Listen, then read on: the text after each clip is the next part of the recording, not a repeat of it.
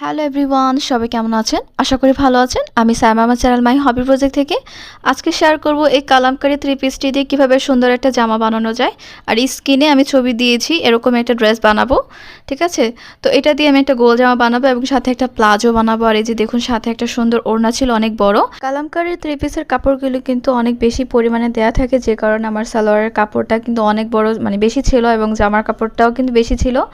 তো যেহেতু প্লাজো বানাবো, টোটাল আমার লম্বা থাকবে, যেহেতু পায়ের নিচে বর্ডারের জন্য 2 ইঞ্চি, উপরে কোমরের জন্য 2 ইঞ্চি এক্সট্রা রেখে টোটাল লম্বা থাকবে আমার, মানে টোটাল সেলাই সহ টোটাল লম্বা থাকবে হচ্ছে 42 ইঞ্চি।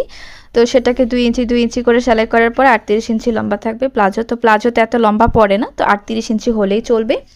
তো প্রথমে আমি লম্বাটা মেপে নিচ্ছি। এখন আমি এই যে পায়ের নিচের মুখটা দিব মাত্র 12 ইঞ্চি, এতটাও ঘের দিব না, আমি অল্প ঘেরই পরবো। তো এখন দেখুন, আমি কোমরটা মেপে হচ্ছে হাই কেটে নিচ্ছি এবং সালোয়ারটা সুন্দরভাবে কেটে নিচ্ছি। তো আপনাদের সুবিধার্থে আমি সালোয়ার কাটিংটা শেয়ার করছি, ঠিক আছে?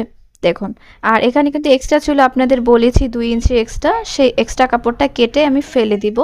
আমার মাপ মতো কাপড়টা আমি নিয়ে কেটে নিচ্ছি। আর এটা সেলাই ভিডিও কিন্তু আমি শেয়ার করব কয়েকদিনের মধ্যে।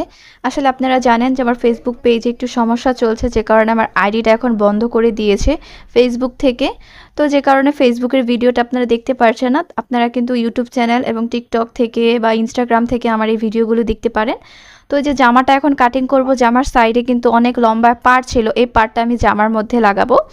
তো এই যে জামাটার বডিটার জন্য আমি আলাদা করে কাপড় কেটে নিয়েছি। বডির জন্য টোটাল আমার লম্বা থাকবে, সেলাই সহ লম্বা থাকবে হচ্ছে 16.5। আর এই জামার কাপড়ে যতটুকু কাপড় ছিল বা যা লম্বা ছিল আমি পুরোটাই আমার ড্রেসের মধ্যে দিব, ঠিক আছে? কোনোটা বাদ দিব না। আর এখানে যেহেতু আমি বডির কাপড়টা এক্সট্রা কেটে নিয়েছি, এইখান থেকে এক সাইড থেকে বডি হবে সামনে পিছনের, আর আরেক সাইড থেকে আমি হাতা দিব, যেটা 3/4 হাতা হবে। তো আমি এখানে 1/2 ইঞ্চি কাট ডাউন করে দিচ্ছি। সবসময় জানেন আমি ছোট গলার জামা পরি, মানে পিছনে ছোট গলা থাকে, তো আমার এত ডিজাইন করতে ভালো লাগে না পিছনে। তো সামনে একটু ডিজাইন করব, আর যেটা আপনারা ছবিতে দেখেছেন, আর সেলাইয়ের সময় তো দেখবেনই। তো নিচে দিয়ে আমি 1/2 ইঞ্চি কেটে দিচ্ছি, চাইলে 1 ইঞ্চির মতো কাটা যায়।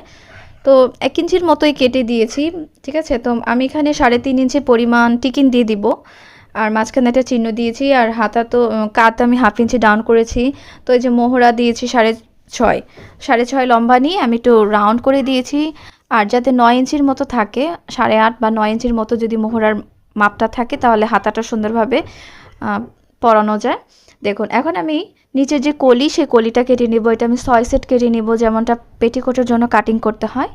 তো এই যে দেখুন, নিচে অনেকখানি লম্বা ছিল, আমি মাপার পরে দেখলাম 46-47 ইঞ্চির মতো লম্বা ছিল। তা আমি পুরোটাই দিব, বা এই যে কলিটা এখন কাটবো, মানে 6 কলিটা এখন কাটবো, সেলাইয়ের পরে যদি দেখি যে না, কলিটা একটু বেশি লম্বা দেখা যাচ্ছে, তখন আমি রাউন্ড করে কেটে নিতে পারবো, কোনো সমস্যা নেই। তো আপনাদের মাপ মতো, আপনাদের কতটুকু লম্বা আপনাদের দরকার, সেই হিসেবে আপনারা এগুলো মেপে নেবেন এবং সেই হিসেবে কাটিং করে নেবেন। তো আপুরা যেহেতু সেলাই কাজের ভিডিও এবং হচ্ছে কাটিং ভিডিওগুলো পছন্দ করে, লেস দিয়ে ডিজাইন করা ভিডিওগুলো পছন্দ করে, যে কারণে হচ্ছে আমি এই ভিডিওগুলোই করি। তো মন মেজাজ খুবই খারাপ থাকে, যে কারণে এতদিন ভিডিও আপলোড করতে ইচ্ছা করে না, যেহেতু আমার পেজটা এখন চলে গেছে।